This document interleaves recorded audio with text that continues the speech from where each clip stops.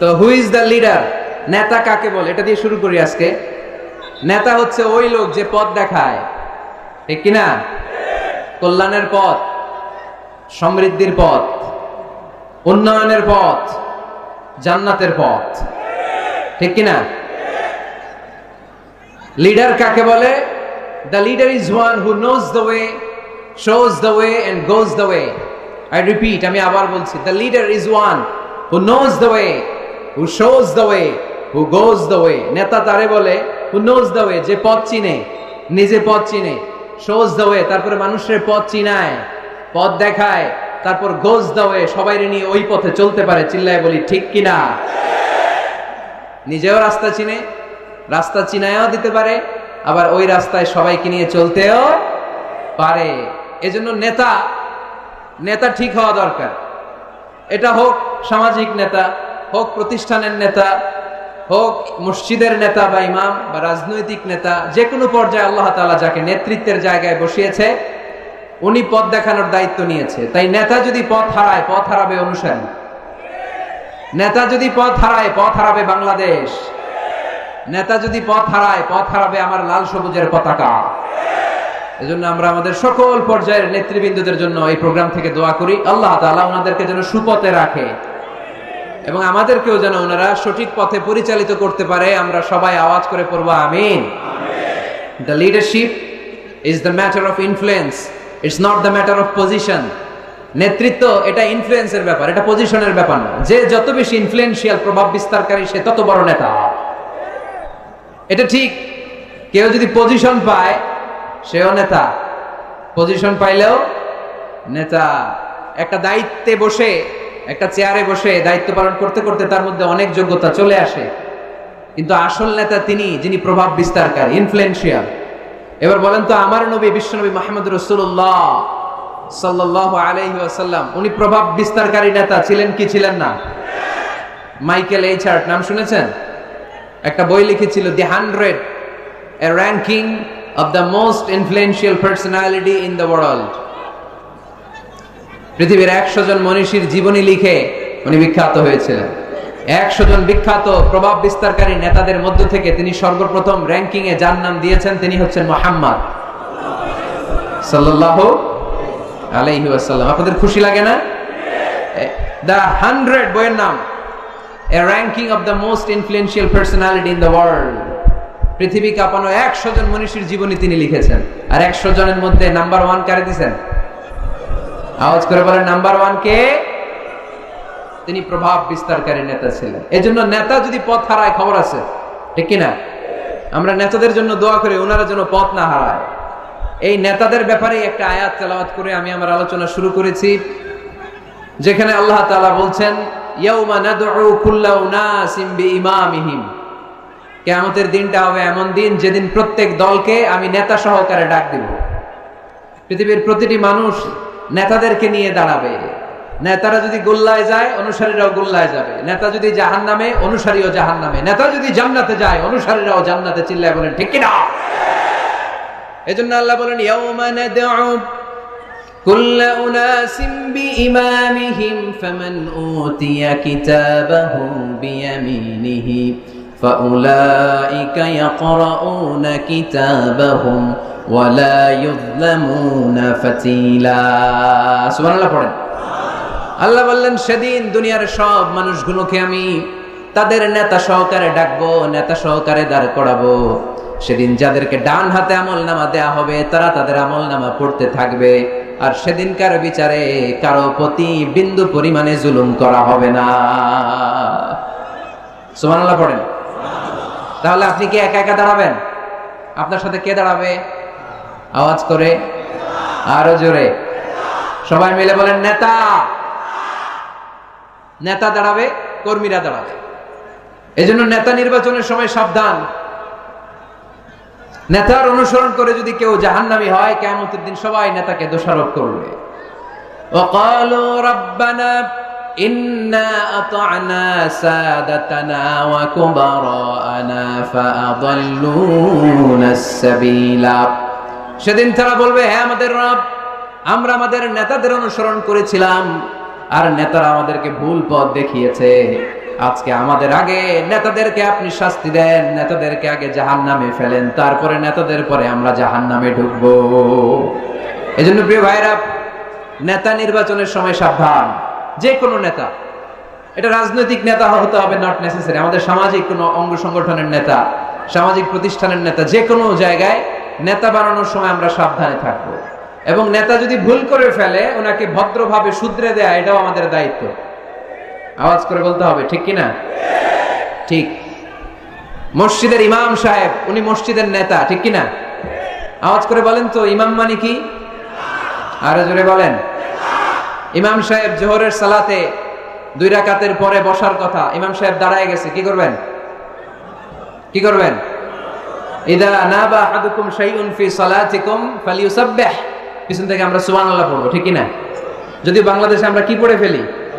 আল্লাহু আকবার পড়ে ফেলি, এতে কাজ হয়ে যায়। কাজ হয়ে যায়। ইমাম সাহেব বুঝতে পারে যে সামথিং গান রং, কোনো কিছু ঝামেলা হচ্ছে, ভুল হয়েছে, উনি শুধরে যায়। কিন্তু আসলে পড়তে হবে সুবহানাল্লাহ, তাসবিহু লিররিজাল ওয়া তাসফিকু লিন-নিসা। ইমাম ভুল করছে, পুরুষরা ধরতে পারলে পড়বে সুবহানাল্লাহ। পিছনের পুরুষ মুক্তাদিরা কেউ ভুল ধরতে পারে নাই, পিছনের মহিলারা ভুল ধরতে পারছে, ওনারাও শুধরে দিতে হবে, ঠিক কিনা? ওনারা কি করবে? এরকম তাসফিক করবে, শুধরে দিতে হবে, ঠিক কিনা? আচ্ছা, ইমাম সাহেব কেরাতে ভুল করলেন, 1 বার 2 বার 3 বার, ইমাম সাহেব বারবার আটকে যায়, করতে পারে না, তখন আমাদের দায়িত্ব কি? তাফতাহু আলাল ইমাম, ইমামকে ছুটাই দিতে হবে, শুধরে দিতে হবে, ঠিক কিনা? তো মসজিদের ইমাম যদি ভুল করে, মসজিদের নেতা ভুল করলে যদি শুধরে দিতে হয়, সমাজের নেতাও ভুল করলে শুধরে দেওয়ার দরকার আছে না নাই? এটাও শুধরে দিতে হবে নসিহতের মাধ্যমে, সুন্দর পরামর্শের মাধ্যমে। নেতারাও মানুষ, ওনারা ফেরেশতা নয়, ওনাদেরও ভুল হয়ে যেতে পারে। নসিহতের মাধ্যমে, সুন্দর পরামর্শের মাধ্যমে নেতাদেরকে শুধরে দিতে হবে, ঠিক কিনা? আমরা নেতৃত্বের গুণাবলীর ব্যাপারে কথা শুনবো। আমরা আজকে দেখার চেষ্টা করব একজন নেতা হলে কি করতে হয়, নেতার কি কোয়ালিটি লাগে, এবং আমরা একটু সবাই মিলে ক্রস চেক করব, ডাবল চেক করব যে এই গুণগুলো আমার রাসূলের ছিল কিনা, কেমন ভাবে রাসূল সাল্লাল্লাহু আলাইহি ওয়াসাল্লাম এই গুণগুলোর আলোকে আমাদেরকে নেতৃত্ব দিয়েছেন। আমাদের নেতৃত্ব সংকট দূর করার জন্য এগুলোর ব্যাপারে জানার দরকার আছে না নাই? আছে। নেতৃত্ব দিতে হলে সর্বপ্রথম যে কোয়ালিটিটা লাগে সেটা হচ্ছে কাজ করা লাগে। কাজ। কেউ যদি নেতা হইতে চায় তার কি করা লাগবে? আমি প্রশ্ন করলে আমাকে উত্তর করবেন। নেতা হইতে হইলে আগে কি করতে হয়? কাজ। আগে কাজ, পরে নেতা। যে কাজ করে সে নেতা হয়। শুধু বক্তব্য দিলে নেতা হওয়া যায় না, ঠিক কিনা? বক্তব্য সর্বস্ব নেতা কি আমরা চাই? আমরা এমন নেতা চাই যারা কাজ করবে আমাদের জন্য 24 ঘন্টা, যারা আমাদের জন্য মাঠে ময়দানে চলে আসবে, দিন রাত কাজ করে বাংলাদেশকে সোনার বাংলা হিসেবে তারা গড়ে তুলবে। আওয়াজ করে বলেন ঠিক কিনা? তাহলে নেতা হওয়ার জন্য প্রথম যে কোয়ালিটি, বৈশিষ্ট্যের দরকার সেটা হচ্ছে আগে কাজ, পরে নেতা। আমি প্রশ্ন করব, আপনারা আওয়াজ করে উত্তর দিন। আগে কি? সবাই উত্তর দিতে পারেন নাই, আওয়াজ করে বলেন আগে কি? পরে কি? আগে পরে, মনে থাকবে? তাহলে নেতৃত্ব দিতে হলে প্রথমে কাজ করতে হয়। প্রথমে যে কোনো কাজ করো না ভাই, যে কোনো কাজ করো, তা যেন হয় সবার চেয়ে সবচেয়ে সুন্দর, ঠিক কি না? যে কোনো কাজ করো না ভাই, যে কোনো কাজ করো, তা যেন হয় সবার চেয়ে সবচেয়ে সুন্দর। হোক না সেটা পড়া লেখা, রঙের ভাষায় ছবি আঁকা, হোক না সেটা সামান্য কাজ কিংবা মহত্তর, তা যেন হয় সবার চেয়ে সবচেয়ে সুন্দর। যে কোনো কাজ করো না ভাই, যে কোনো কাজ করো, তা যেন হয় সবার চেয়ে সবচেয়ে সুন্দর, ঠিক না? যেটাই করি আমরা ওটা যেন উইথ প্রফেশনালিজম, সর্বোচ্চ ইফোর্ট দিয়ে যেন আমরা করি। যে করতে পারবে সেই নেতা হবে, সেই নেতা। তাহলে আমরা বুঝলাম আগে কাজ, পরে to serve before to lead. I repeat, আমি আবারও বলছি, to serve before to lead. নেতৃত্ব দেওয়ার আগে আগে কাজ করতে হবে। আরবিতে বলে সাইয়্যিদুল কওমি খাদিমুহুম। জাতির নেতা তো সে হয় যে জাতির খেদমত করে। খেদমত না করে নেতা হওয়া যায়? কাজ না করে নেতা হওয়া যায়?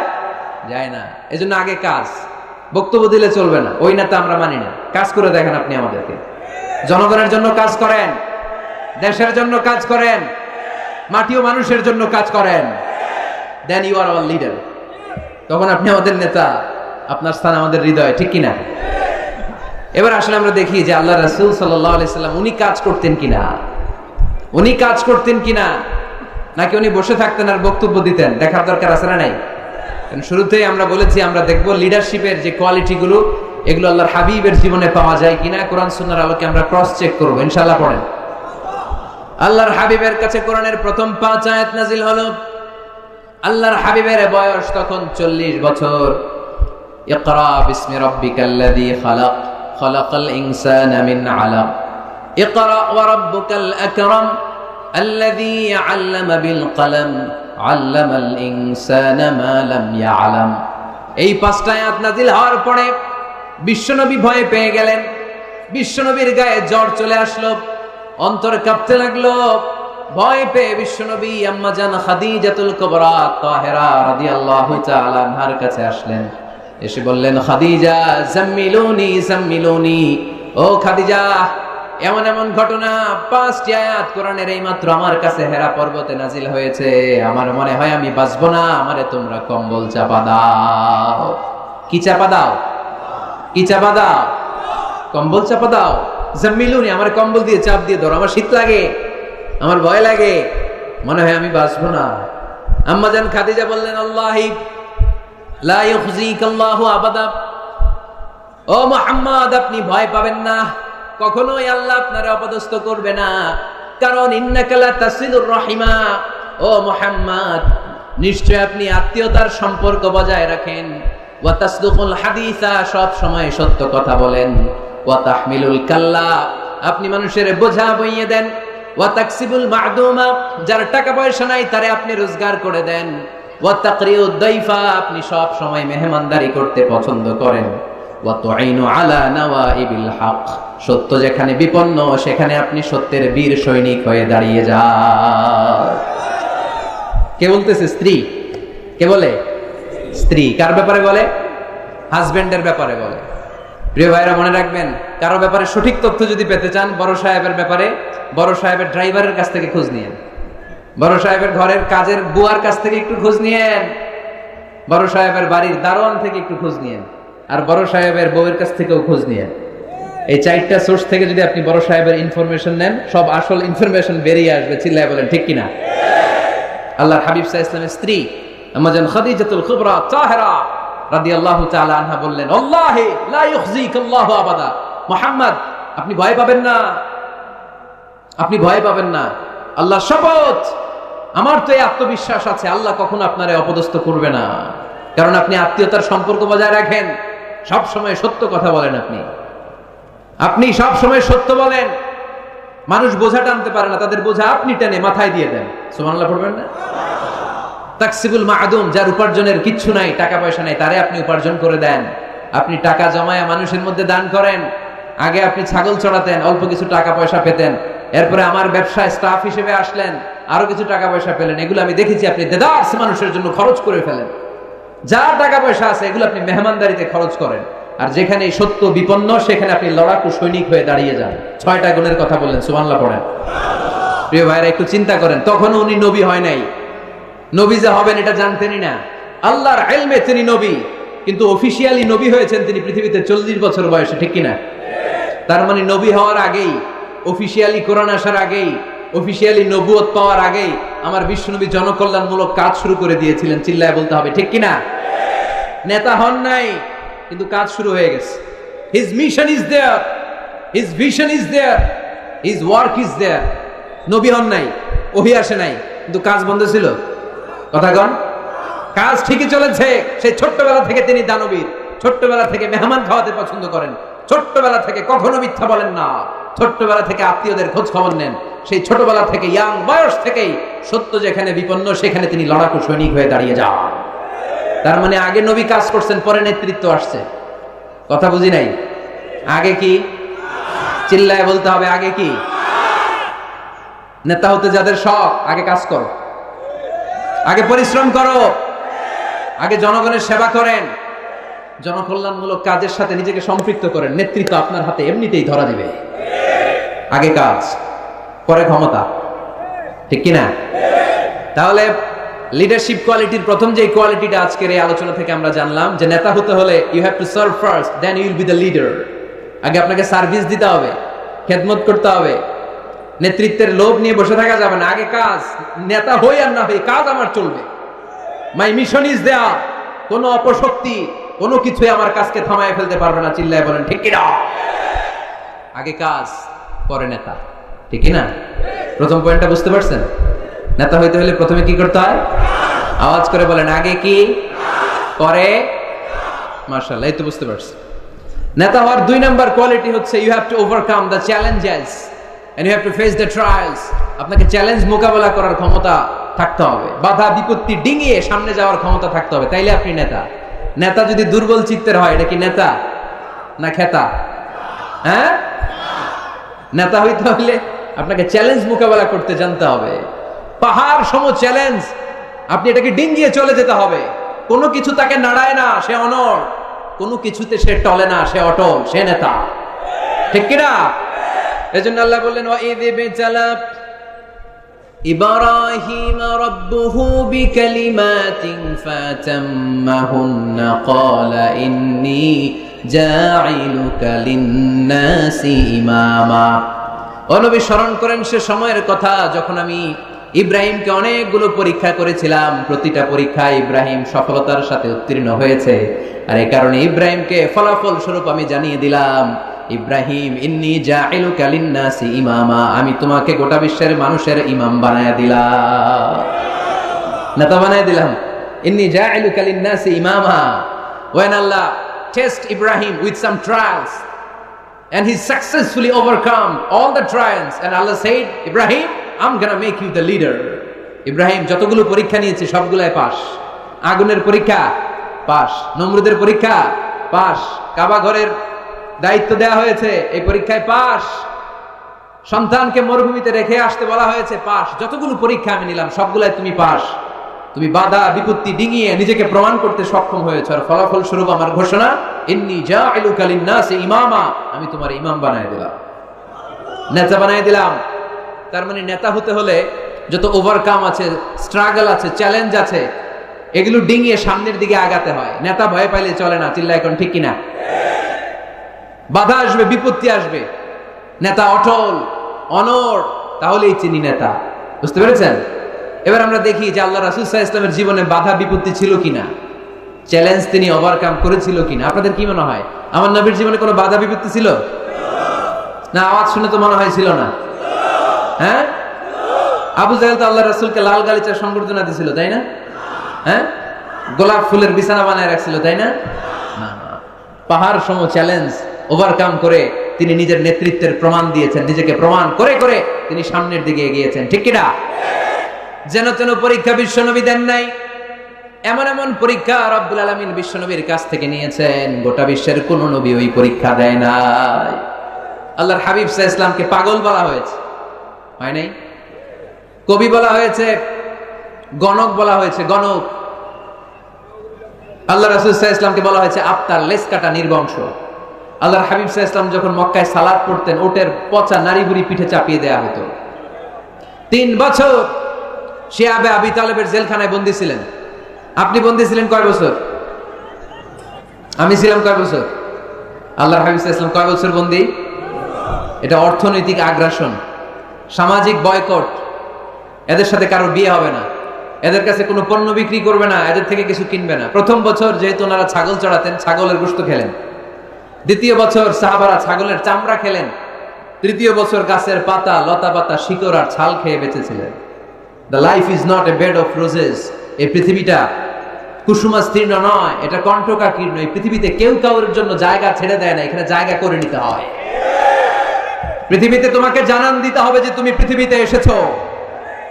কঠিন বিপত্তিকে, পরীক্ষাকে তুমি জানাও যে তুমিও কম শক্ত না, ঠিক কিনা? একজন পুরুষের 1 ফোঁটা বীর্যে 20 কোটি শুক্রাণু না থাকলে চিকিৎসা বিজ্ঞান বলে ওই বীর্য থেকে কোনো সন্তান জন্ম নেয় না। 1 ফোঁটা বীর্যে কয় কোটি শুক্রাণু? 20 কোটি শুক্রাণু। ওই 20 কোটি শুক্রাণুর মধ্যে আমি একটা, ঠিক কিনা? আপনি একটা, আমরা সবাই এক একটা। এই প্রতিটা শুক্রাণু চেয়েছিল ডিম্বাণুর গায়ে আঘাত করে সফল হতে, কেউ হইতে পারে না। 19,99,99,999টা ফেল, পাশ করছিলাম সেদিন আমি, পাশ করেছিলেন, চ্যাম্পিয়ন হয়েছিলেন সেদিন আপনি। সেদিন আপনার হাত ছিল, পা ছিল, মামা খালু ছিল, ফোন কল ছিল, এত কিছু না থাকতো সেদিন আপনি চ্যাম্পিয়ন হয়েছেন। কেউ আপনারা থামায় রাখতে পারে নাই। তার মানে এই পৃথিবীর বুকেও কেউ আপনারা থামায় রাখতে পারবে না। চিল্লায় বলেন ঠিক কিনা? পারবে না। অদম্য সাহস আর শক্তি সম্ভাবনাকে দিয়ে আল্লাহ তাআলা মানুষকে তৈরি করেছেন। এক একটা মানুষের যে কি ব্রেনের ক্যাপাসিটি, তার যে কত ক্ষমতা আল্লাহ দিয়েছেন মানুষ জানেই না। আল্লাহর হাবিব সাল্লাল্লাহু আলাইহি ওয়াসাল্লাম এরকম বাধা বিপত্তি অতিক্রম করে নিজেকে প্রমাণ করে করে সামনের দিকে এগিয়েছেন। 3 বছর জেল খাটলেন। মক্কা থেকে 80 কিলোমিটার পথ পাড়ি দিয়ে তিনি তায়েফে গেলেন। তায়েফে কেন গেলেন? জমি কেনার জন্য, তাই না? কথা কয় না? 10 বিঘা জমি কেনার প্ল্যান করছিলেন তায়েফের। হ্যাঁ, নিজের কোন লাভের জন্য গেছেন তায়েফে? তায়েফবাসীদেরকে জাহান্নামের আগুন থেকে বাঁচানোর জন্য, নিজের লাভের জন্য না। তায়েফবাসীরা যেন জাহান্নামে ফেরেশতাদের লাথি না খায়, তায়েফবাসীরা যেন জাহান্নামের আগুনে না জ্বলে, ওদেরকে বাঁচানোর জন্য, ওদের লাভের জন্য আল্লাহর হাবিব সাল্লাল্লাহু আলাইহি ওয়াসাল্লাম গিয়েছিলেন। সেখানে তিনি ওয়েলকামড হন নাই, সেখানে পাথর বৃষ্টি মারা হয়েছে। এমন তাবৎ কোনো অত্যাচার নাই বিশ্বনবীর উপর করা হয় নাই। 3টা জায়গায় কি সুশ্রী দেহ আমার নবীর, কি সুন্দর ছিল আল্লাহর হাবিব সাল্লাল্লাহু আলাইহি ওয়াসাল্লামের শরীর। তিনি বলতেন আনা মালিহুন ওয়া আখি ইউসুফু সাবিহুন, আমি লাবণ্যময় সুন্দর, আমার ভাই ইউসুফ সাদা সুন্দর। মিলহুন থেকে মালিহ, মিলহুন মানে লবণ, লবণ থেকে লাবণ্যময়। আমি লাবণ্যময় সুন্দর, আমার ভাই ইউসুফ সাদা সুন্দর। এই সুন্দর মানুষটার দেহে পাথর মারা হয়েছে। Can you imagine that? আপনি কি কল্পনা করতে পারেন? 3টা জায়গায় বিশ্বনবীকে আক্রান্ত করা হয়েছে, রক্তের বন্যা বইয়ে গিয়েছিল। আওয়াজ করে বলেন ঠিক কিনা? খেয়ে না খেয়ে দিন প্রচারের কাজে নিজেকে দিয়েছ বিলিয়ে, তায়েফের কাফিরেরা চিনল না সে আলো, দুষ্ট ছেলেদের পিছু দিল লেলিয়ে। পাথরের আঘাতে ক্ষত বিক্ষত হয়ে সারা শরীর থেকে রক্ত ঝরে। হে রাসূল তোমাকে ভুলি আমি কেমন করে, হে রাসূল তোমাকে ভুলি আমি কেমন করে। ঠিক কি না? তায়েফের ছেলেরা রক্তাক্ত করেছিল সেদিন আমার নবীকে। বিশ্বনবী অটল অনড়, মন খারাপ করেননি, সবর ইখতিয়ার করেছেন, মাফ করে দিয়েছেন। নিজ এলাকা থেকে চলে যেতে বাধ্য করা হয়েছে, হিজরত করলেন মক্কা থেকে মদিনায়। আহা, মক্কাকে এত ভালোবাসতেন বিষ্ণু ইসা ইসলাম। হিজরতের রাতে বারবার মক্কার দিকে তাকায়, বারবার তাকায়, চোখের পানি ছাড়ে আর বলে মক্কা তো আহাব্বুল বিলাদ ইলাইয়া, মক্কা আমার কাছে সবচেয়ে প্রিয় নগরী, প্রিয় শহর। লাউলা উখরিজতু লামা খরাজতু, আমার যদি জোর করে মক্কা থেকে তাড়িয়ে দেয়া না হতো আমি জীবনও মক্কা ছেড়ে কোথাও যেতাম না। নিজ এলাকা ছেড়ে চলে গেলেন। খাইবারে খাবারের মধ্যে বিষ মিশিয়ে দেয়া হয়, জানেন ঘটনা? এক ইহুদি নারী দাওয়াত দিয়েছে বিশ্বনবীকে। বিষ্ণু ইসা ইসলাম দাওয়াত পেলে ফিরাতেন না। তিনি গেলেন, খাসির গোশত খেতে পছন্দ করতেন। খাসির গোশতের মধ্যে পয়জন মিক্স করে দেয়া হলো, বিষ। এই বিষের ব্যথায় তিনি আজীবন কষ্ট পেয়েছেন। এন্তেকালের আগে তিনি বলেছিলেন, ওই যে খাইবারের যুদ্ধে যে ব্যথাটা আমি পেয়েছি বিষের কারণে, ওই ব্যথা আজকে আমার আবার উঠেছে। এজন্য আমার নবীর মৃত্যুটা ছিল শাহাদাতের মৃত্যু। তাকে বিষ্ণু ইসা ইসলামকে বিষ খাইয়ে এই দুনিয়া থেকে বিদায় করানো হয়েছে। স্বাভাবিক মৃত্যু ছিল না বিশ্বনবীর, ওই বিষের ব্যথায় তিনি মৃত্যুর আগে কাতরাচ্ছিলেন। ব্ল্যাক ম্যাজিক করা হয়েছে, 6 মাস অসুস্থ। লাবিদ ইবনুল আসাম ইহুদিদের মিত্র, বিশ্বনবীরে ব্ল্যাক ম্যাজিক করেছে। ব্ল্যাক ম্যাজিক চিনেন না? বান মারা না এলাকায়, নরসিংদীতে আছে। কি বলে এটাকে, কি কয়? হ্যাঁ, কি মারে? বান মারে, জাদুটোনা, এগুলো করেন আপনারা? এগুলো করেন না। আল্লাহর হাবিব সাল্লাল্লাহু আলাইহি ওয়াসাল্লামকে 6 মাস ব্ল্যাক ম্যাজিক করে রাখা হলো। তার মানে অত্যাচার, অনাচার, পরীক্ষার, বাধা বিপত্তির এমন কোনোটা নাই যেটা বিশ্বনবী অতিক্রম করে নাই, ঠিক কিনা? তার মানে যিনি নেতা হবেন তাকে পরীক্ষা দিয়ে নেতা হতে হবে, বাধা বিপত্তি এগিয়ে সামনে যেতে হবে, তা না হলে তিনি নেতা হতে পারবে। তার সবগুলা গুণ বিশ্বনবী সাল্লাল্লাহু আলাইহি ওয়াসাল্লামের মধ্যে ছিল। আলহামদুলিল্লাহ পড়েন। নেতা হওয়ার জন্য 3 নম্বর যে কোয়ালিটি লাগে সেটা হচ্ছে এলোকোয়েন্স, বাগ্মিতা। বক্তব্য দিতে জানা লাগে, বক্তব্যে পারঙ্গমতা থাকা চাই, ফাসাহাত, বালাগাত জানা চাই। নেতা যদি ভাষণ দিতে না পারে, এটা কি নেতা? কথা কয় না, এটা নেতা? এজন্য নেতা হইতে হইলে কি করা লাগে? ভাষণ দিতে জানা লাগে। দেখবেন যত বড় নেতা তত চমৎকার তার ভাষণ। আমাদের এদেশের স্বাধীনতার স্থপতি বঙ্গবন্ধু শেখ মুজিবুর রহমানের সেই ৭ই মার্চের রেস কোর্সের ভাষণ মনে আছে? এবারের সংগ্রাম মুক্তির সংগ্রাম, এবারের সংগ্রাম এখনো কানে বাজে, ঠিক কিনা? যতদিন বাংলাদেশ থাকবে ততদিন এই ভাষণ থাকবে কি থাকবে না? তাহলে নেতা হইতে হইলে এরকম ভাষণ জানা লাগে। বারাক ওবামার নাম শুনছেন? কথা কয় না, শুনছেন? শুনছেন? এই লোকটাও চমৎকার ভাষণ দিতে জানতো। যে এলাকায় যাইতো ওই এলাকা ধরে ডাক দিত, লোকজন খুশি হয়ে যেত। নির্বাচনে জিতে প্রথমে উনি গেল শিকাগো সিটিতে, আমেরিকা একটা শহর আছে শিকাগোতে, বিশাল বড় অ্যাসেম্বলি। উনি ভাষণ শুরু করলেন এভাবে, হ্যালো শিকাগো, মানে পুরো শিকাগো শহরটার একটা ডাক দিলেন। শিকাগোর লোক তো আনন্দে আটখান হয়ে কাই, খুশি। তার মানে নেতাকে ভাষণ দিতে জানতে হয়, কথা বলতে না জানলে নেতা হইতে পারে? কথা বলেন। বক্তব্যে পারঙ্গমতা থাকা চাই, অসাধারণ বক্তব্য দেওয়ার ক্ষমতা থাকা চাই। এবার আসুন দেখি বিষ্ণু ইসা ইসলামের এটা ছিল কি ছিল না? আল্লাহর হাবিব সাল্লাল্লাহু আলাইহি ওয়াসাল্লামের বক্তব্য দেওয়ার গুণাবলী ছিল কি ছিল না? সহিহ মুসলিমের বর্ণনা, আল্লাহর হাবিব সাল্লাল্লাহু আলাইহি ওয়াসাল্লাম বলেন, উতিতু জাওয়ামিউল কালিম, আমাকে আল্লাহ তাআলা জাওয়ামিউল কালিম দিয়েছে। মানে আমি এমন কথা বলি, কথাগুলো ছোট কিন্তু এর আবেদন অনেক বড়। আমি কথা বলি অল্প কিন্তু এটার impact in the heart of people, in the heart of the listener, যারা শুনে তাদের হৃদয়ে এটার প্রভাব অনেক বেশি। আমার কথাগুলো concise in wording but comprehensive in meaning, বলি কম অর্থ বেশি। হাজার লাইন ব্যাখ্যা করেও আমার কথাকে ব্যাখ্যা শেষ করা যায় না, চিল্লায় বলেন ঠিক কি না? তিনি জাওয়ামিউল কালিম জানতেন, এত সুন্দর পরিষ্কার পরিচ্ছন্ন আরবি ভাষায় তিনি কথা বলতেন। আবার আম্মা জান বলেন, সেই বুখারীর বর্ণনা, আল্লাহর হাবিব সাল্লাল্লাহু আলাইহি ওয়াসাল্লাম যখন বক্তব্য রাখতেন, লাউ আদ্দাহুল আদুল আহসাহু, কেউ যদি চাইতো আল্লাহর হাবিব সাল্লাল্লাহু আলাইহি ওয়াসাল্লাম বক্তব্যে কয়টা বাক্য বলেছেন, কয়টা শব্দ বলেছেন, কয়টা বর্ণ ব্যবহার করেছেন, চাইলে প্রতিটা বাক্য আর শব্দ হাতে গোনা যেত। সুবহানাল্লাহ নাই? এত সুন্দর পরিচ্ছন্ন আরবিতে তিনি বক্তব্য করতেন, কথা বলতেন। লাউ আদ্দাহুল আদুল আহসাহু, কেউ চাইলে গুনতে পারতো রাসূল সাল্লাল্লাহু আলাইহি ওয়াসাল্লাম ওনার ভাষণে কয়টা বাক্য বলেছেন, ওনার এই বক্তব্যে তিনি কয়টা শব্দ ব্যবহার করেছেন, চাইলেই গুনা যেত। সুবহানাল্লাহ পড়েন। আল্লাহর হাবিব সাল্লাল্লাহু আলাইহি ওয়াসাল্লাম যখন বর্ণনা করতেন, বুখারীর বর্ণনা, আ'আদাহা সালাসান, গুরুত্বপূর্ণ কোনো কথা বললে এটা 3 বার রিপিট করতেন, হাত্তা তুফহামা আনহু, যাতে এটা সহজে বোঝা যায়। গুরুত্বপূর্ণ কথা বলার সময় কয়বার বলতেন?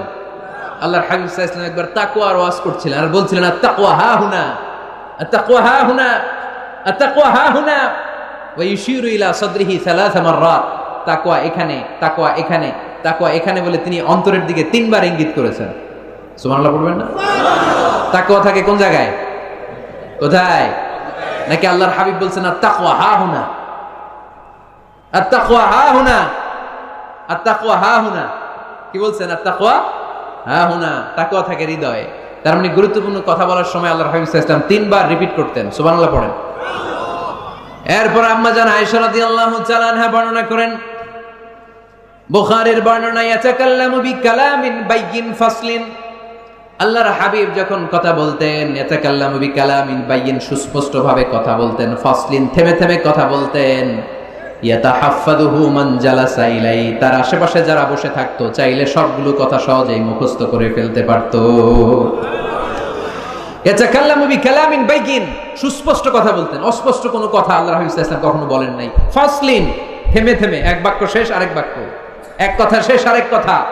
ইয়াতাহাফফাযুহু মান জালাসা ইলাই, এত সুন্দর করে বলতেন তার আশেপাশে যারা বসা চাইলে এগুলো মুখস্থ রাখতে পারত। আওয়াজ করে পড়তে হবে আল্লাহু আকবার। আবার আল্লাহর নবী মাঝে মাঝে আবেগঘন বক্তব্য দিতেন। সাহাবারা বলেন, বিশ্বনবী মাঝে মাঝে এমন বক্তব্য রাখতেন, ওয়াজিলাত মিনহাল কুলুব যারাফাত মিনহাল আয়ুন, বিশ্বনবীর বক্তব্য শুনে আমাদের হৃদয় বিগলিত হয়ে যেত, বিশ্বনবীর আলোচনা শুনে, নসিহত শুনে আমাদের চোখ দিয়ে দাঁড় দাঁড় করে পানি ঝরতো, দাঁড় দাঁড় করে চোখ দিয়ে পানি ঝরতো, হৃদয় বিগলিত হয়ে যেত। তার মানে আবেগঘন বক্তব্য দিতে জানতেন। আবার পাশাপাশি বিশ্বনবী মাঝে মাঝে জেহাদি বক্তব্য দিতেন, তেজস্বী বক্তব্য দিতেন। হাত্তা ইহতামাররাত আইনাহু ওয়া আলা সাওতুহু ওয়াশতাদ্দা গাদাবুহু, মাঝে মাঝে যখন জ্বালাময়ী তেজস্বী ভাষণ দিতেন চেহারাটা লাল হয়ে যেত, চোখগুলো লাল হয়ে যেত, বিশ্বনবীর কণ্ঠ উঁচু হয়ে যেত, রাগে তিনি গড়গড় করতে থাকতেন, মনে হচ্ছে তিনি সেনাবাহিনীর কমান্ডার। সুবহানাল্লাহ পড়েন। এই বর্ণনাগুলো থেকে বোঝা যায় একজন বক্তার বক্তব্য দেওয়ার যত কোয়ালিটি থাকতে পারে, যত চমৎকার বক্তব্যের পারঙ্গমতা থাকতে পারে, তার সবগুলো আমার নবীর মধ্যে ছিল কি ছিল না? আওয়াজ করে বলেন, ছিল কি ছিল না? তার মানে নেতৃত্বের যে গুণাবলী, তার 3 নাম্বার গুণাবলী হচ্ছে বাগ্মিতা, এলোকুয়েন্স। নেতার কথা বলতে জানতে হবে। আর তার সবগুলো গুণ আমার বিশ্বনবীর জীবনের মধ্যে পাওয়া যায়, ঠিক কিনা? আপনাদের কি কষ্ট হচ্ছে? গরম লাগতেছে না? আমার তো লাগতেছে অনেক। শেষ করে দেই তাইলে, না? হ্যাঁ, কষ্ট হচ্ছে না? তাকবীর দেয়া যাবে? জোরে না আস্তে? কত জোরে? অনেক জোরে।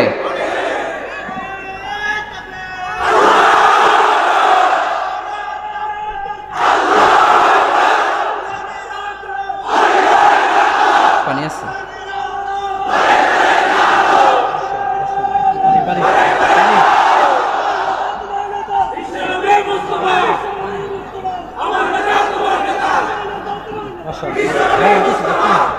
মাশাআল্লাহ, মাশাআল্লাহ, ঠিক আছে।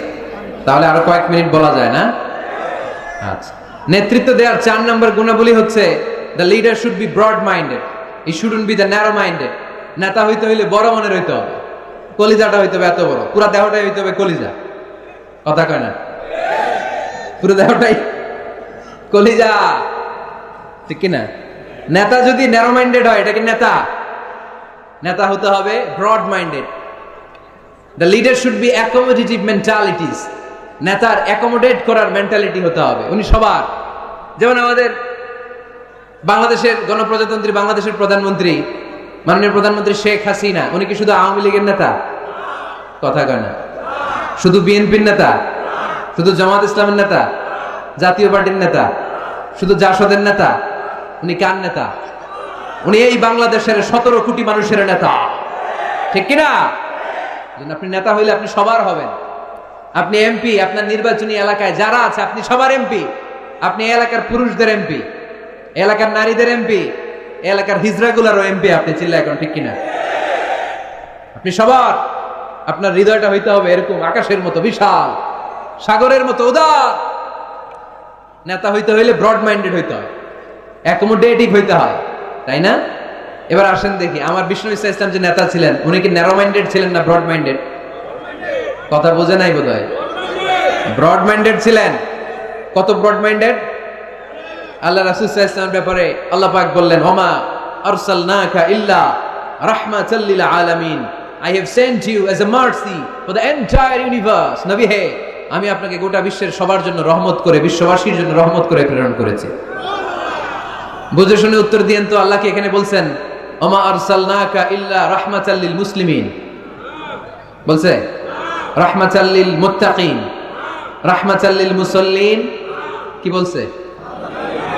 আল্লাহ বলেছেন ওমা আরসালনাকা ইল্লা রাহমাতাল লিল আলামিন। নবী হে, আমি আপনাকে গোটা বিশ্বের সবার জন্য রহমত করে দুনিয়ায় প্রেরণ করেছি। তিনি সবার জন্য রহমত, সবার জন্য। আল্লাহ রাসূল সাল্লাল্লাহু আলাইহি ওয়াসাল্লাম ছিলেন ব্রড মাইন্ডেড, সবার জন্য তিনি রহমত। মানুষের জন্য রহমত, জিন জাতির জন্য রহমত, ফেরেশতাদের জন্য রহমত, মৎস্যকুলের জন্য রহমত, পক্ষীকুলের জন্য রহমত, গোটা বিশ্বের সবার জন্য। আস্তিকদের জন্য যেমনি রহমত, নাস্তিকদের জন্য রহমত, ঠিক কিনা? আল্লাহর হাবিব সাল্লাল্লাহু আলাইহি ওয়াসাল্লাম একবার একটা লাশ দেখে দাঁড়িয়ে গেলেন। কি দেখে? লাশ দেখে দাঁড়ালেন। সাহাবারা বললেন, ইন্নাহু ইয়াহুদি। নবী, ইন্নাহু ইয়াহুদি, এটা ইহুদির লাশ, আপনি দাঁড়ালেন যে? আল্লাহর হাবিব সাল্লাল্লাহু আলাইহি ওয়াসাল্লাম বললেন, আওয়ালাইসাত নাফসান, এটা কি মানুষ না? হোক না ইহুদি, হোক না খ্রিস্টান, হোক না আস্তিক আর নাস্তিক, আমি তো মানুষ দেখে দাঁড়াইছি। সুবহানাল্লাহ কইবেন না? এজন্য সবাইরে আগে মানুষ মনে করবেন। আগে কি মনে করবেন? পরে দলাদলি কইরেন। আমরা দেখা মাত্র বলি কোন পীরের মুরিদ? দেখা মাত্র প্রথম প্রশ্ন কি? হ্যাঁ, কোন পীরের মুরিদ? কোন দল করেন? হ্যাঁ, ভারতপন্থী না পাকিস্তানপন্থী? আছে না নাই? এই যে দলাদলি, খালি পিস পিস করি, খালি ভাগাভাগি। যারা পিস পিস করে আল্লাহ এদেরকে পিস পিস করে ফেলবে, ঠিক কিনা? বিষ্ণুনবী এসেছেন মিলানোর জন্য, মিলিয়ে দেওয়ার জন্য বিষ্ণু ঈসা ইসলামের আগমন ঘটেছে। আর আমরা খালি পিস পিস। আমরা আহলে হাদিস মসজিদ বানাই এক জায়গায়, এক এলাকায় আহলে হাদিস মসজিদ, আরেক এলাকায় হারাও বানাইছে হানাফি মসজিদ। আছে না নাই? আহলে হাদিস মসজিদে হানাফি মুসল্লি ঢুকতে পারবে না, হানাফি মসজিদে আবার আহলে হাদিসরা ঢুকতে পারবে না। কোথায় চলে গেলাম আমরা? আমরা মানুষকে মানুষ হিসেবে কনসিডার করি না। সে মুসলমান, এটা তার বড় পরিচয়, এটা আমরা সামনে আনতে চাই না। আগে নিয়ে আসি হানাফি না আহলে হাদিস, আগে নিয়ে আসি বিএনপি না আওয়ামী লীগ। সে যে মানুষ, তার বড় পরিচয়। তারপর সে মুসলিম, সে আমার ভাই, এটা আমরা ভুলে গিয়েছি। আওয়াজ করে বলেন ঠিক কিনা? ভুলে গেছি। আমাদের প্রভু এক, এক নবীর উম্মত, জীবন বিধানে ঐশী বাণী কোরআন। আমাদের প্রভু এক, এক নবীর উম্মত, জীবন বিধানে ঐশী বাণী কোরআন। তবে কেন এক হে মুসলমান, একে হও করিয়া হবান। বাইতুল্লাহ এক, মদিনা শরীফ এক, উহুদ পাহাড় এক, বদরের মাঠ এক। ঠিক না? বাইতুল্লাহ এক, মদিনা শরীফ এক, উহুদ পাহাড় এক, বদরের মাঠে। একটা তো জীবন আর মরণ তো একটাই, একসাথে মিলে মিশে একটাই প্রাণ। তবে কেন এক হে মুসলমান, একে হও করিয়া হবান। আমাদের প্রভু এক, এক নবীর উম্মত, জীবন বিধান এক, ঐশী বাণী কোরআন। তবে কেন এক হে মুসলমান, একে হও করিয়া হবান। ঠিক কিনা? বাইতুল্লাহ এক, মদিনা শরীফ এক, বদরের মাঠ এক, উহুদের প্রান্তর এক, কোরআন এক, নবী এক, আল্লাহ এক। কিন্তু আমরা আছি কিলাকিলি নিয়ে। ঠিক কিনা? এই কিলাকিলি আমরা আর করতে চাই? দলাদলি আমরা করতে চাই? আমরা ঐক্য চাই। আমরা কি চাই? এমন ঐক্যের সিন্ডিকেট আমাদের গড়তে হবে যাতে কোনো অপশক্তি এই সিন্ডিকেটকে ভাঙতে না পারে। চিল্লায় বলো ঠিক কিনা?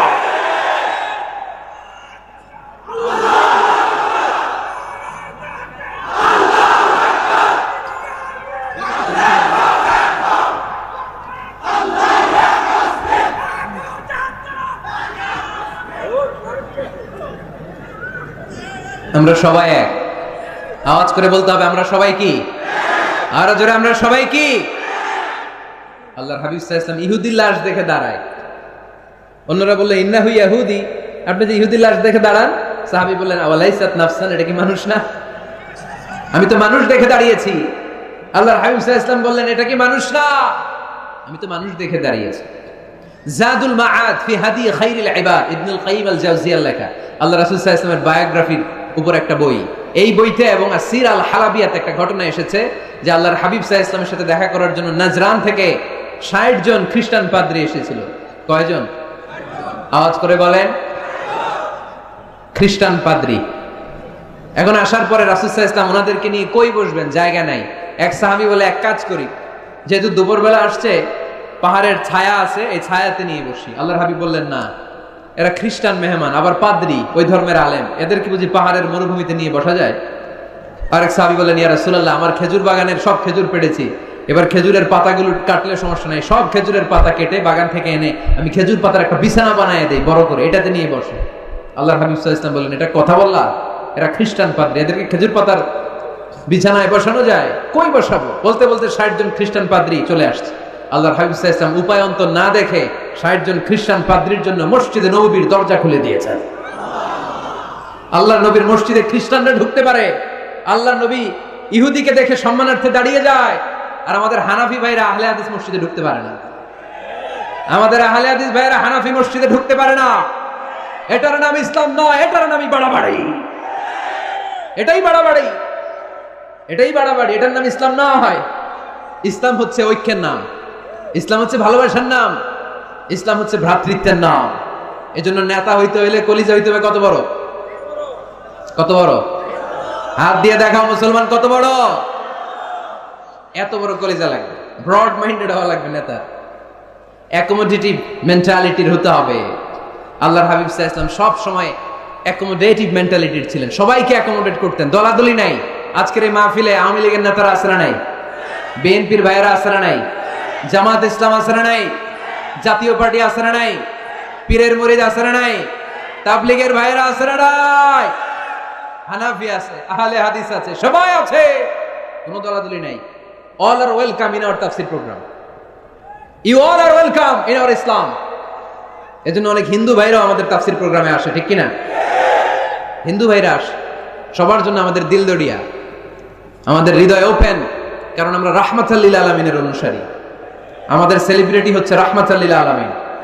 আমরা যাকে অনুসরণ করি তিনি রাহমাতাল লিল আলামিন। তিনি আলাদা কোনো বর্ণের নবী নন, জাতিগোষ্ঠীর নবী নন, কোনো আলাদা সম্প্রদায়ের নবী নন, তিনি রাহমাতাল লিল আলামিন, গোটা বিশ্বের জন্য তিনি রহমত। চিল্লায় বলো ঠিক কিনা? তিনি সবার নবী।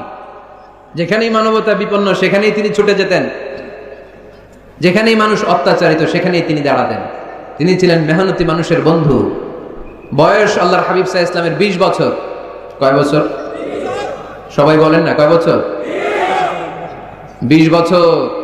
ইয়ামানের এক লোক ব্যবসায়িক পণ্য এনে মদিনায় মক্কায় বিক্রি করলো। মক্কার এক ব্যবসায়ী তার কাছ থেকে পণ্য কিনে টাকা দিতে চায় না। সে টাকা চাইলে সে বলে, আমি মক্কার লোক, এটা আমার এলাকা, আমার দাপট, টাকা দিব না, কি করবি? ইয়ামানের লোকটা কান্না জোড়ে দিল, কে আছে আমারে সাহায্য করার? আল্লাহর হাবিব সাল্লাল্লাহু আলাইহি ওয়াসাল্লাম এই দৃশ্য দেখে মাজলুমদের পক্ষ নেয়ার জন্য একটা শপথ করলেন। এই শপথটার নাম হচ্ছে হালাফুল ফুদুল। শপথটার নাম কি? হালাফুল ফুদুল, যেটা আমরা বাংলাদেশে বলি, কি বলি? হিলফুল ফুজুল। নরসিংদীতে এরকম আছে না নাই? হিলফুল ফুজুল নামে কোনো সংগঠন করেন নাই আপনারা? আছে না? মাশাআল্লাহ, এই যারা করছে আছে। আল্লাহর হাবিব সাল্লাল্লাহু আলাইহি ওয়াসাল্লাম হালাফুল ফুদুল করেছেন, হাতে হাত রেখে শপথ করলেন যে মক্কার জমিনে কোনো টেন্ডারবাজি চলবে না, কোনো চাঁদাবাজি চলবে না, কোনো অন্যায় চলবে না, দুর্বলের উপর সবলের অত্যাচার চলবে না। যারাই মাজলুম হবে হাতে হাত রেখে আমরা তাদের সাথে দাঁড়িয়ে যাব। এরকম টেন্ডারবাজি বন্ধ করার দরকার আছে না নাই? চাঁদাবাজি বন্ধের দরকার আছে না নাই? ক্যাসিনো বিজনেস থামাই দেওয়ার দরকার আছে না নাই? মাদক আর সন্ত্রাসকে রুখে দাঁড়ানোর দরকার আছে না? ইসলাম সবসময় জঙ্গিবাদের বিরুদ্ধে, ইসলাম সবসময় মাদকের বিরুদ্ধে, ইসলাম সবসময় কট্টরপন্থার বিরুদ্ধে, ইসলাম সবসময় শান্তির পক্ষে, ঠিক কিনা? ইসলাম আর জঙ্গিবাদ কি এক? জেহাদ আর জঙ্গিবাদ কি এক? আরে জেহাদ হচ্ছে জঙ্গিবাদকে কবর দেওয়ার জন্য আল্লাহ পাঠিয়েছে। চিল্লায় বলেন ঠিক কিনা? যারা হকের বিপক্ষে, যারা মানুষের কষ্টের কারণ হয়, যারা জুলুমবাজ, এরা হচ্ছে জঙ্গি। আর যারা সত্যের পক্ষে এরা মুজাহিদ, ঠিক কিনা? এইখানে যারা আসছে আজকের মাহফিলকে সফল করেছে, এরা প্রত্যেকে এক একটা মুজাহিদ, ঠিক কিনা? আর যারা মাহফিল বন্ধ করতে চায়, কোরআনের আওয়াজকে থামায় দিতে চায়, এরাই হলো আসল জঙ্গি। এরাই জঙ্গি।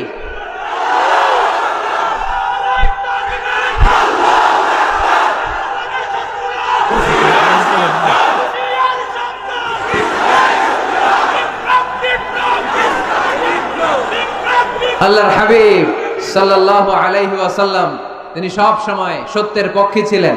তার মানে এই পৃথিবীতে সবচেয়ে বড় মুজাহিদের নাম হচ্ছে মুহাম্মদ সাল্লাল্লাহু। আচ্ছা দেখি আপনাদের কমন সেন্স কতটুকু। আল্লাহর হাবিব যদি সবচেয়ে বড় মুজাহিদ হয়, তাহলে আল্লাহর হাবিব সাল্লাল্লাহু আলাইহি ওয়াসাল্লামের সময়ের সবচেয়ে বড় জঙ্গিটার নাম কি? আবু জাহেল, ঠিক কিনা? মুসা আলাইহিস সালাম ছিলেন মুজাহিদ, তার মানে ওনার সময়ের সবচেয়ে বড় জঙ্গিটার নাম কি? ইব্রাহিম আলাইহিস সালাম ছিলেন মুজাহিদ, ওনার সময়ের সবচেয়ে বড় জঙ্গির নাম কি? এখনো যারা কোরআনের পক্ষে, ইসলামের পক্ষে, আমার নবীর পক্ষে, এরা এক একটা মুজাহিদ। আর যারাই কোরআনের বিপক্ষে, এরা এক একটা জঙ্গি। এরাই জঙ্গি। ডেফিনেশন খুব সহজ।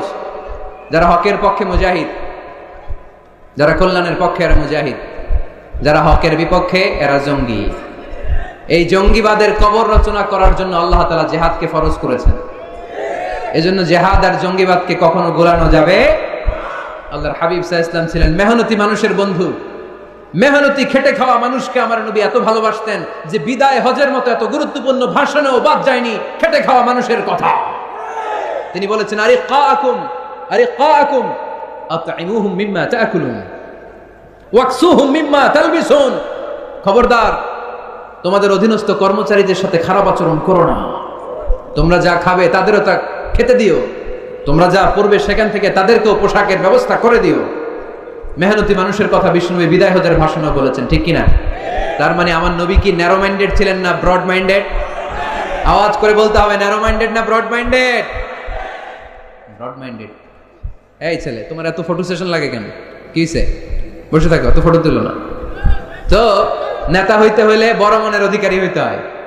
তার মানে এই কোয়ালিটি আমার নবীর মধ্যে ছিল কি ছিল না? আওয়াজ করে বলতে হবে, ছিল কি ছিল না? কষ্ট হইতেছে আপনাদের? নেতা হওয়ার জন্য 5 নম্বরে যে গুণটা লাগে সেটা হচ্ছে ট্রুথফুলনেস এন্ড দ্য ট্রাস্টওয়ার্দিনেস। নেতার সত্য কথা বলা লাগবে আর আমানতদার হওয়া লাগবে, ঠিক কি না? মিথ্যা কথা বললে এটা কি নেতা? এটা কি? হ্যাঁ, আমি কই নাই, আপনারা কইছেন, আমার কোনো দোষ নাই। ট্রাস্টওয়ার্দিনেস থাকতে হবে, মানে আমানতদারিতা থাকতে হবে। আল্লাহর হাবিব সাল্লাল্লাহু আলাইহি ওয়াসাল্লাম কোথাও গেলেই মক্কার লোকেরা খুশি হয়ে যেত, বলতো যা আমিন রাদিনা বে, আরে আমিন আসছে, আলামিন as-সাদিক আলামিন, সত্যবাদী এসেছে। ওয়া আনজির আশিরাতাকাল আখরাবিন, হে নবী মুহাম্মদ, তুমি তোমার নিকট আত্মীয়দেরকে এবার জাহান্নামের ভয় দেখাও। মক্কায় যখন এই আয়াত নাজিল হলো, আল্লাহর হাবিব সাল্লাল্লাহু আলাইহি ওয়াসাল্লাম সাফা পাহাড়ের উপরে উঠে ডাক দিলেন, ও কুরাইশের লোকেরা, ও হাশিমি খানদানের লোকেরা, ও আমার বংশের লোকেরা। ডাক দেওয়ার সাথে সাথে সব লোক, কারণ কণ্ঠটা চিনা, সবাই বুঝতে পারছে এটা মুহাম্মদ সাল্লাল্লাহু আলাইহি ওয়াসাল্লামের কণ্ঠ। মক্কার সব লোকেরা, ইসলামের একেবারে প্রাথমিক যুগের কথা শোনাচ্ছি, তখনও তিনি বেশি দাওয়াতি কার্যক্রম শুরু করেন নাই। উনি বললেন, ও আমার হাশিমি খানদানের লোকেরা, ও আমার আত্মীয়রা। বিষ্ণু সাল্লাল্লাহু আলাইহি ওয়াসাল্লামের কণ্ঠ ছিল পরিচিত, সবাই বের হয়ে আসে, এসে বলল, মুহাম্মদ কেন ডেকেছো? আল্লাহর হাবিব সাল্লাল্লাহু আলাইহি সাল্লাম বললেন, আমি যদি এখন তোমাদেরকে বলি, এখনই আমি যদি তোমাদের বলি এই সাফা পাহাড়ের পেছনে একদল নাঙ্গা তলোয়ার নিয়ে ঘোড়সাওয়ার তোমাদেরকে কচু কাটার জন্য অপেক্ষা করছে, তোমরা কি আমার কথা বিশ্বাস করবা? আমার কথা শুনতেছেন আপনারা? মনোযোগ আছে না গেছে? আল্লাহর হাবিব সাল্লাল্লাহু আলাইহি ওয়াসাল্লাম বললেন, আমি যদি বলি সাফা পাহাড়ের পেছনে নাঙ্গা তলোয়ার নিয়ে একদল ঘোড়সাওয়ার তোমাদেরকে কচু কাটার জন্য অপেক্ষা করছে, বিশ্বাস করবা? মক্কার সবগুলো লোক একসাথে বলল, নাআম, অবশ্যই বিশ্বাস করব, কারণ মা জাররাবনা আলাইকা ইল্লা সিদকা, মুহাম্মদ আমরা জীবনে তোমার থেকে একদিনও একটা মিথ্যা কথা শুনি নাই। We have never been experienced a single lie from you in our life. কথাটার ওজন কত খেয়াল করতে হবে। এই কথাটার ওজন কতটুকু খেয়াল করেন। এলাকার লোকেরা ঘোষণা দিয়ে দিচ্ছে, মা জাররাবনা আলাইকা ইল্লা সিদকান, we have never ever experienced a single lie from you. আমরা আমাদের জীবনে কোনোদিন তোমার থেকে একটা মিথ্যা কথা শুনি নাই, তাই তুমি যাই বলবা তাই বিশ্বাস করো। সুবহানাল্লাহ কইতে পারলেন না? চিন্তা করছেন এলাকাবাসীর মন্তব্য বিষ্ণু ঈসা ইসলামের ব্যাপারে কত দামি মন্তব্য। এই এক মন্তব্যে বিগত 40 বছরের সার্টিফিকেট আছে, চিল্লায় বলেন ঠিক কিনা? বিগত 40টি বছর আমার নবী মক্কায় বড় হয়েছেন, মক্কায় ভেড়া চড়িয়েছেন, আম্মাজান খাদিজার আন্ডারে ব্যবসা করেছেন। বিশ্বনবী সব ছিল এই মক্কাবাসীদের সাথে। এই মক্কাবাসীরা এক বাক্যে বিগত 40 বছরের সার্টিফিকেট দিয়ে দিলেন, we have never ever been experienced a single lie from you Muhammad, মা জাররাবনা আলাইকা ইল্লা সিদকান, আমরা জীবনে বিগত 40 বছরে তোমার থেকে একটা মিথ্যা শুনি নাই, তাই তুমি যাই বলবা তাই বিশ্বাস করো। সুবহানাল্লাহ। এত আস্তে? নেতা হইতে হইলে এরকম নেতা হওয়া লাগবে, যাতে এলাকার লোক বলতে না পারে যে আপনি মিথ্যাবাদী। সবগুলো লোক যেন দাঁড়িয়ে বলে, জীবনে এর মুখে কোনোদিন মিথ্যা শুনি নাই, জীবনে আমাদের কোনো কাজ করতে যে আমাদের কাছ থেকে একটা পানও খায় নাই, জীবনে আমাদের কাছ থেকে কোনো টাকা নেয় নাই, আজীবন শুধু দিছে, নেয় নাই, দিয়ে গেছে, কিছু চায় নাই। এরকম নেতা হওয়ার দরকার আছে না নাই? আল্লাহ রাসূল সাল্লাল্লাহু আলাইহি ওয়াসাল্লাম এতটাই আমানতদার ছিলেন, আম্মাজান খাদিজাতুল কুবরা রাদিয়াল্লাহু তাআলা আনহা শুধুমাত্র কেবলমাত্র বিশ্বনবীর আমানতদারিতায় মুগ্ধ হয়ে বিশ্বনবীকে বিয়ের প্রস্তাব দিয়েছে। শুধু আমানতদারিতা দেখে তিনি বিয়ের প্রস্তাব দিয়েছিলেন। এতটাই আমানতদার ছিল বিষ্ণু ঈসা ইসলাম। কাফির মুশরিকরাও আমানতের প্যাকেট বিষ্ণুনবীর কাছে রেখে যেত। একজন এসে বলল, আমি তায়েফে যাব, এইখানে 5000 দিরহাম মুহাম্মদ তোমার কাছে আমানত রেখে গেলাম। দল করে আবু জাহেলের। দল করে কার? কথা বুঝে নাই বোধহয়। দল করে কার? আমানত রাখতে আসে কার কাছে? আল্লাহর হাবিব যদি বলতেন দল করো আবু জাহেলের, আমার কাছে আমানত কেন, আবু জাহেলের কাছে রাখো। ওরা কয় না, দল করি পেছে পয়রা, আমানত আপনার কাছে রাখতে হবে। কারণ এই টাকার প্যাকেট যদি আবু জাহিল্লার কাছে রাখি, কয়দিন পরে আইসা দেখবো টাকাও নাই, প্যাকেটও নাই। ঠিক কিনা? কি বড় আমানতদার ছিলেন বিষ্ণু ইসলাম। আহা, আমানতের মাল দিয়ে বিষ্ণুবীর ঘর বোঝাই করা ছিল। আল্লাহর হাবিব যে রাতে মক্কা থেকে মদিনায় হিজরত করতে যাবেন, ওই রাতে এই আমানতের সম্পদগুলো বুঝিয়ে দেওয়ার জন্য চাচাতো ভাই আলী রাদিয়াল্লাহু তাআলা আনহুকে ডেকে অ্যাপয়েন্টমেন্ট দিয়েছেন যে আলী, আমি তো চলে যাচ্ছি আমার জন্মভূমি মক্কা ছেড়ে মদিনায়, এই আমানতের সম্পদগুলো তোমার দায়িত্বে, তুমি বুঝাইয়ে দেবা।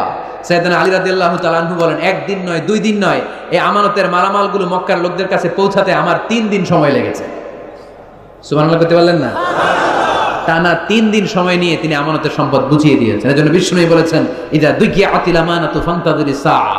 সহিহ বুখারীর বর্ণনা, যখন আমানতের খেয়ানত হয়ে যাবে তখন কিয়ামত হয়ে যাবে। এখন আমানতের খেয়ানত আছে না নাই? সাহাবারা বললেন, ইয়া রাসূলুল্লাহ কাইফা ইদাআতুহা, কেমন করে আমানতের খেয়ানত হয়? বিশ্বনবী বললেন, ইদা উসিদাল আমরু ইলা গায়রি আহলিহি ফান্তাযিরি সাআ। যে লোক যেই চেয়ারে বসার যোগ্য নয়, তারে যখন ওই চেয়ারে বসিয়ে দেয়া হবে তখন কিয়ামত হয়ে যাবে। যে যেটার যোগ্য না, আরে ওই দায়িত্ব দিলে ওই জায়গায় বসাইলে ঝামেলা আছে না নাই? আমি কোরআনের আয়াত তেলাওয়াত করতে পারি না, আমি হাদিস জানি না, আমি ফিকহ শাস্ত্র জানি না, আমারে বানাইছেন প্রধান বক্তা, যদি এমন হয় তাহলে এটা আমানতের খেয়ানত না? একজনের যোগ্যতা নাই, আরে আপনি বড় দায়িত্ব দিয়ে দিয়েছেন, এটা আমানতের খেয়ানত কিনা? কথা বলেন। কেরাত পড়তে পারে না, শুদ্ধ কেরাত জানে না, বানাইছেন মসজিদের ইমাম, এটা আমানতের খেয়ানত হয়েছে না? যেই লোক যেই চেয়ারে বসার যোগ্য না, তারে যদি ওই চেয়ারে বসায় দেন, আমানতের খেয়ানত হয়ে যাবে। আর যখনই আমানতের খেয়ানত শুরু হয়ে যাবে তখনই কিয়ামত হয়ে যাবে। চিল্লায় বলেন ঠিক কিনা? তাহলে নেতা হইতে চাইলে সত্যবাদী হন, নেতা হইতে চাইলে আমানতদার হন, বিশ্বনবীর মতো। কার মতো? কার মতো? কথা বুঝতে পারছেন? আরো শুনবেন? হ্যাঁ, হুজুর শেষ করে দেই নাকি? কষ্ট পাচ্ছে। যেই পরিমাণে লোক, যেই পরিমাণে এইখানে 8টা প্রজেক্ট করে, ওইখানে লক্ষ লক্ষ লোক, আপনারা সেফলি এক্সিট করতেও 1 ঘন্টা লাগবে। থামেন থামেন।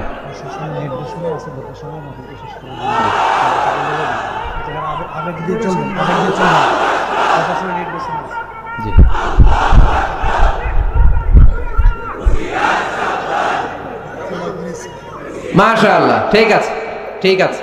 আর বাকি 5টা পয়েন্ট আমি 5 মিনিটের মধ্যে বলে দিচ্ছি। মনোযোগ থাকতে হবে, খরগোশের কানের মতো কান খাড়া করে দিয়ে দিতে হবে, আওয়াজ করা যাবে না। নেতা হইতে হলে কর্মীর পালস বুঝা লাগে। 6 number point, you have to have good interaction with your follower.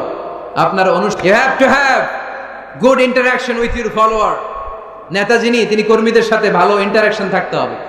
কর্মী কয় একটা, নেতা কয় আর একটা, আছে না নাই? কথা বলেন না। You have to revise your followers' suggestion in decision making process.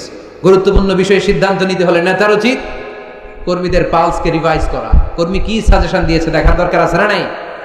এজন্য আল্লাহ বলেন, ওয়াশাবিরহুম ফিল আমরি ফাইদা আযামতা ফাতাওয়াক্কাল আলাল্লাহ।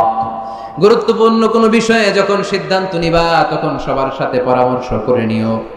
যখন সিদ্ধান্ত নিয়ে ফেলবা তখন তাওয়াক্কুল করবা কার উপর? বদরের ময়দানে আল্লাহর হাবিব সাল্লাল্লাহু আলাইহি ওয়াসাল্লাম বললেন, এখানে তাবু গাড়ো। কোন জায়গায়? এখানে। হাব্বাব ইবনে মুনযির রাদিয়াল্লাহু তাআলা আনহু বললেন, ইয়া রাসূলুল্লাহ আমানজিলান আনজালাহুল্লাহ লাইসা লানা আন নাতাকদ্দামাহু আও নাতাআখারা। ইয়া রাসূলুল্লাহ, আপনি যে তাবু গাড়তে বললেন, এটা কি আল্লাহর পক্ষ থেকে নির্দেশ না আপনার নিজের ইচ্ছা মতো? আল্লাহর হাবিব বললেন, না, এটা আমার রায়। ওয়াল হারবু ওয়াল মাকিরা, আমার মনে হয়েছে বদরের এইখানে তাবু গাড়লে ভালো হবে। হাব্বাব বলে, না ইয়া রাসূলুল্লাহ, লাইসা হাযা বিমানজিল, এখানে তাবু গাড়লে ভালো হবে না। আল্লাহ রাসূল বললেন, তাহলে কোথায় তাবু গাড়লে ভালো হবে? হাব্বাব ইবনুল মুনজির বললেন, ইয়া রাসূলুল্লাহ, ওই জায়গায়, ওইখানে তাবু গাড়েন, ওইখানে কুয়া আছে, তাহলে বদরের কুয়ার পানি আমরা খাবো। আর ওইখানে 2 দিকে উপত্যকা আছে, বৃষ্টি হইলে উপত্যকার পানি আমরা হাউস বানাইয়া পানি জমায় রাখবো, আমরা পানি খেয়ে যুদ্ধ করবো, আর কাফেরগুলো পানি না খেয়ে মরবে। সুবহানাল্লাহ কইতে পারলেন না? বিষ্ণু বললেন, আরে তাই তো, তাই তো, হাব্বাব যা বলেছে এটাই তো ঠিক, ওইখানে তাবু গাড়তে হবে, এইখানে নয়। আওয়াজ করে কোন আল্লাহু আকবার। কি লিডার ছিলেন, কি নেতা ছিলেন! মুহূর্তের মধ্যে নিজের সিদ্ধান্ত বাদ দিয়ে কর্মীর সিদ্ধান্তে সিদ্ধান্ত নিয়েছেন। সুবহানাল্লাহ পড়েন। খন্দকের পরীক্ষা করণের সময় সেই রোম থেকে ছুটে আসা সালমান আল ফারিসি, ইরান থেকে ছুটে আসা সালমান আল ফারিসি পরীক্ষা খননের কথা বললেন। সালমান আল ফারিসির আগে মদিনার কোন লোক এই পরীক্ষা খননের কথা কেউ জানতো না, কেউ জানতো না, কেউ না। পরীক্ষা কেমন? এত ফিট বা এত ফিট মাটি গর্ত করে ফেলতে হবে মদিনার চারদিকে। আল্লাহর হাবিব বললেন এতে কি লাভ? সালমান আল ফারিসি বললেন ইয়া রাসূলুল্লাহ, আমরা চারদিকে যদি এত ফিট বা এত ফিট গর্ত করে রাখি তাহলে কাফেররা আসতে পারবে না, ওই জায়গায় দাঁড়ায় থাকবে। আসতে চাইলে আগে পরীক্ষায় নামতে হবে, এরপরে আসবে। আর পরীক্ষায় নামলেই আমরা তীর মেরে ওদেরকে কাবু করে ফেলবো। সুবহানাল্লাহ পড়েন।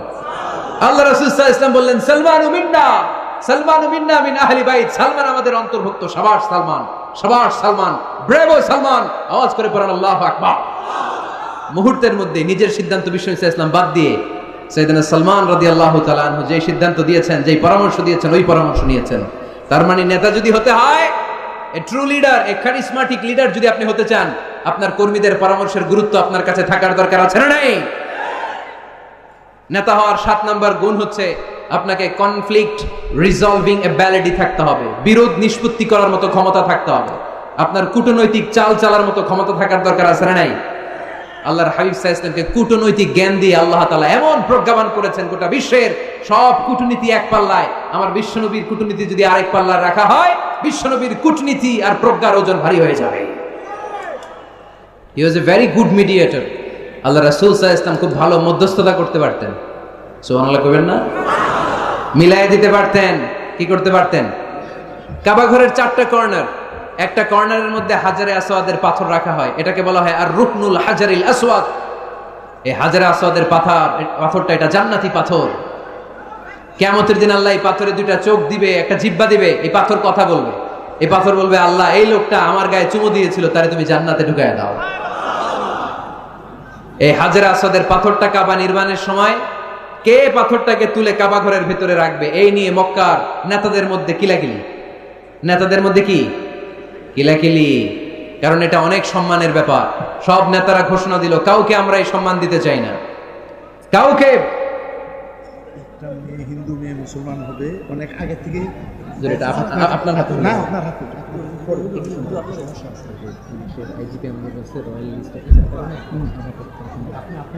আচ্ছা ঠিক আছে, এইখানেই হবো। জি ইনশাআল্লাহ। এজন্য হাজারে আসওয়াদের পাথরটা অনেক সম্মানের পাথর। হুজুর 5 মিনিটের মধ্যে শেষ করব। 5 মিনিট। জি। হাজারে আসওয়াদের পাথরের কথা দিয়ে শেষ করে দেব ইনশাআল্লাহ। বসেন। হাজারে আসওয়াদের পাথরটা কাবা নির্মাণ শেষে কে নিয়ে কাবা ঘরের মধ্যে রাখবে, এ নিয়ে তর্ক, এ নিয়ে ঝগড়া বিবাদ, এ নিয়ে মারামারি। প্রতিটা গোত্রের লোকেরা বলতে শুরু করলো আমরা রাখবো, কারণ এটা অনেক সম্মানের। এই আপনারা উঠছেন কেন? এদিকে উঠলেন কেন? আমি কি আপনাদের মেহমান না? তো উঠলেন কেন? এটা কি? বসেন, এদিকে তাকান। হাজারে আসওয়াদের পাথর কে কাবা ঘরের ওই কর্নারে রাখবে, এই নিয়ে মারামারি। 4 মহান নেতা বলল আমরা রাখবো। প্রত্যেক নেতা বলে এই সম্মান আমরা কাউরে দিব না, রক্তের বন্যা বয়ে যাবে মক্কায়, কিন্তু ওই সম্মান কাউরে দিব না। এই দলের নেতা বলে আমি রাখবো, ওই দলের নেতা বলে আমার নিজ হাতে উঠি আমি রাখবো, ওই দলের নেতা বলে না আমি রাখবো, অন্য কাউরে এই সম্মান দিব না। কিলাকিলি আছে না নাই? কেউ সমাধানে বসতে পারে না। সর্বশেষে এক মুরব্বী সমাধান দিয়েছে, আগামীকাল এই মসজিদুল হারামের এই দরজা দিয়ে সর্বপ্রথম যে ঢুকবে সে সমাধান দিবে। সবাই রাজি হয়ে গেল। এরপরের দিন দেখা গেল ওই রাস্তা দিয়ে, ওই দরজা দিয়ে সর্বপ্রথম বিশ্বনবী প্রবেশ করেছে। বিশ্বনবীকে দেখে সবাই অবাক, সবাই বলে জামিনুন রাদিনা বিহি, আরে আলামিন আসছে, আলামিন আসছে, আমরা সবাই খুশি। বিশ্বনবী সাল্লাল্লাহু আলাইহি ওয়াসাল্লামের কাছে পুরো ঘটনা খুলে বলা হলো। বিশ্বনবী সাল্লাল্লাহু আলাইহি ওয়াসাল্লাম দেখেন কিভাবে কূটনৈতিক ওনার জ্ঞান, কনফ্লিক্ট রিজলভিং অ্যাবিলিটি, বিরোধ নিষ্পত্তি কিভাবে তিনি করতেন, কিভাবে তিনি হি ওয়াজ এ ভেরি গুড মিডিয়েটর, মধ্যস্থতাকারী কেমন ভাবে তিনি করতেন। তিনি বললেন এটা তো কোনো ব্যাপারই না, হালুম্মা ইলাইয়া সাওবান, একটা কাপড় নিয়ে আসো। কি নিয়ে আসো? কাপড় নিয়ে আসো। কাপড় নিয়ে আসা হলো। আল্লাহর হাবিব সাল্লাল্লাহু আলাইহি ওয়াসাল্লাম বললেন 4 নেতা কাপড়ের 4 কর্নারে ধরো। 4 নেতা এবার কাপড়ের 4 কর্নারে ধরলো। বিশ্বনবী সাল্লাল্লাহু আলাইহি ওয়াসাল্লাম নিজ হাতে হাজারে আসওয়াদের পাথরটা তুলে কাপড়ের মধ্যে রাখলেন। পড়েন সুবহানাল্লাহ। এবার আল্লাহর হাবিব বললেন আমি আগে আগে যাই, আমার পিছনে পিছনে চলো। আল্লাহর হাবিবকে ফলো করে 4 মহান নেতা কাপড়ের কর্নার ধরে ধরে হাজারে আসওয়াদ পাথরটাকে বহন করে কাবা পর্যন্ত নিয়ে গেলেন। কাবার ওই কর্নারে যখন পাথর নিয়ে দাঁড়ানো হলো, আল্লাহর হাবিব ওই কাপড়ের মাঝখান থেকে নিজ হাতে হাজরে আসওয়াদের পাথরটা ধরে রুকনে হাজারুল আসওয়াদের মধ্যে রেখে দিলে। এতক্ষণ কাউরে ধরতে দিবে না। এতক্ষণ নেতাদের ঘোষণা ছিল কি, কাউরে ধরতে দেব না। এখন কেউ ধরতে পারে নাই। আসল সম্মান বিশ্বনবীর দিকে গিয়েছে। চিল্লায় বলেন ঠিক কিনা? এভাবে তিনি কনফ্লিক্ট রিজলভ করতেন।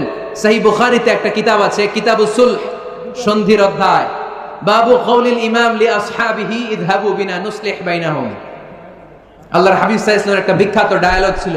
কোথাও মারামারি দেখলেই আল্লাহর হাবিব সাল্লাল্লাহু আলাইহি ওয়াসাল্লাম বলতেন, আরে আমারে নিয়ে চল, আমি মিলায়ে দেব। সুবহানাল্লাহ পড়বেন না? আমরা কি মিলায়ে দেই না লাগায়ে দেই? হ্যাঁ? আচ্ছা, নরসিংদীর কোথাও যদি আগুন ধরে যায়, আপনারা কি দিয়ে আগুন নেবেন? আওয়াজ করে বলতে হবে, কি দিয়ে নেবেন? পানি দিয়ে নেবেন। কিন্তু অনেকে ওই জায়গায় পানির বদলে তেল ডালে। কি ডালে? তেল ডালে। আল্লাহর হাবিব সাল্লাল্লাহু আলাইহি ওয়াসাল্লাম বললেন, আলা উখবিরুকুম বিআফদালি দারাজাতিন মিনাস সিয়ামি ওয়াস সাদাকাতি ওয়ান নুসুক। নামাজ, রোজা, হজ, যাকাতের চেয়ে বড় একটা সওয়াবের কাজ আছে, ওটা কি আমি তোমাদের বলবো না? সাহাবারা বললেন, অবশ্যই বলবেন। ওই সওয়াবের কাজটা কি গো নবী? আল্লাহর হাবিব সাল্লাল্লাহু আলাইহি ওয়াসাল্লাম বললেন, ইসলাহু যাতিল বাইন। দুইজনের মধ্যে ঝগড়া আছে, তুমি ঝগড়া না লাগিয়ে দিয়ে ওই দুইজনকে মিলিয়ে দিবা। সুবহানাল্লাহ পড়তে পারলেন না? মিলিয়ে দিতে রাজি আছেন তো? আল্লাহর হাবিব সাল্লাল্লাহু আলাইহি ওয়াসাল্লাম মদিনাতে যাওয়ার আগে আউস আর খাজরাজ গোত্রের মধ্যে 120 বছরের ঝগড়া। কয় বছরের? আওয়াজ করে বলেন, কয় বছরের? কেউই থামাইতে পারে না। থামাবে কেমনে? দাদা মরার আগে ছেলেরা ওসিয়ত করছে, বাবা ওসিয়ত করে গেলাম আমার রক্তের প্রতিশোধ নিব। বাবা মরার আগে বলে যায়, আমারে কোপাইছিল তোরাও কোপাবি। খালি কোপাকুপি চলবে। এই যুদ্ধ কেউ থামাতে পারে না।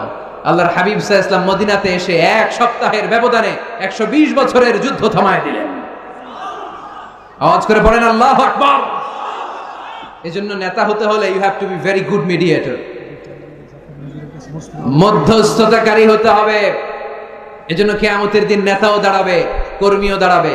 এজন্য নেতা নির্ধারণের সময় আমাদের সচেতন থাকার দরকার আছে না নাই? এই যে লিডারশিপ কোয়ালিটির কথা আমরা শুনলাম, নেতৃত্বের যে গুণাবলী, এগুলো অর্জন করার দরকার আছে না নাই? এগুলো দেখে দেখে আমরা নেতা নির্বাচন করব। এই নেতৃত্বের গুণাবলীগুলো, লিডারশিপ কোয়ালিটিস গুলো আমরা আমলে নিয়ে এই নেতৃত্ব শূন্যতার এই সময়ে, মুসলিম বিশ্বের এই সময়ে আমরা যেন আবার আগের সেই নেতৃত্ব ফিরে পেতে পারি। বিশ্বনবী সাল্লাল্লাহু আলাইহি ওয়াসাল্লাম নেতা হওয়ার জন্য যে কোয়ালিটি বেঁধে দিয়েছেন, ওই কোয়ালিটিগুলো দেখে দেখে নেতা নির্বাচন করে আমরা যেন এই সংকট থেকে উত্তরণ পেতে পারি। আল্লাহ আমাদের সবাইকে কথাগুলো বুঝে আরো আমল করার তৌফিক দান করুক। আমরা পড়ি আমিন।